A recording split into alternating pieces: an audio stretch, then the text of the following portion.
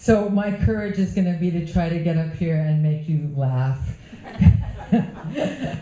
It's been an amazing night, and can't come up with anything like what people have come up with tonight. But I wanted to tell you that ever since my 12-year-old, average height, soccer playing eldest son, Gabriel, Gabo is his nickname, was in Columbia. He was 12, and he was starring as a center on the middle school basketball team, and he performed a very elaborate vallenato dance for International Women's Day, and he won a fiction writing contest in Spanish. I thought, this college admission thing is going to be no big deal.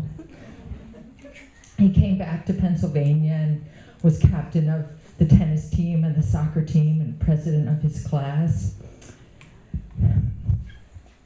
So I thought, this should be a walk in the park. But the recent headlines about parents cheating and lying and bribing to get their kids into college has brought back memories of what a fraught process it ended up being. Now, you might be surprised. I'm sure if you know any teenagers, you will be shocked to hear that Gabo started the process a little late. Well, who's ever heard of a teenager who had trouble getting started on a process? But once he got going, he used a very scientific and elaborate process for picking a college and applying to a college known as the shotgun. He got my credit card and he applied to every single high-profile college he could think of. And when I saw the $500 bill, he said, "Mom, don't worry. In amongst all these applications, there's going to be one big fat scholarship." Now, there was a complicating factor. He was not applying for college as a soccer player. This is a sport that he started at the age of 4 and mastered early. He was applying to college as a tennis player. And so he was looking for a high-profile school with a tennis team that needed a very good soccer player. 17-year-old logic. So, amazingly enough, there was such a school. It was called Oberlin College out in Ohio. The coach at Oberlin said that he could help Gabo get into that school, and that he wanted Gabo.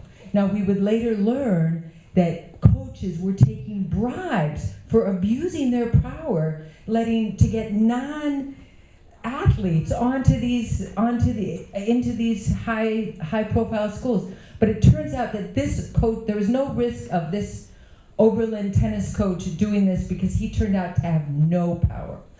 And my son was devastated when he got the thin envelope from Oberlin.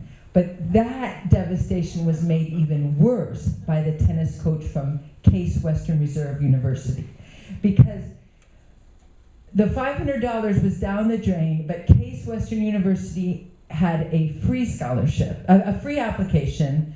Gabo applied there, and in the mail came a fat scholarship offer and a plane ticket. Come and check out our school.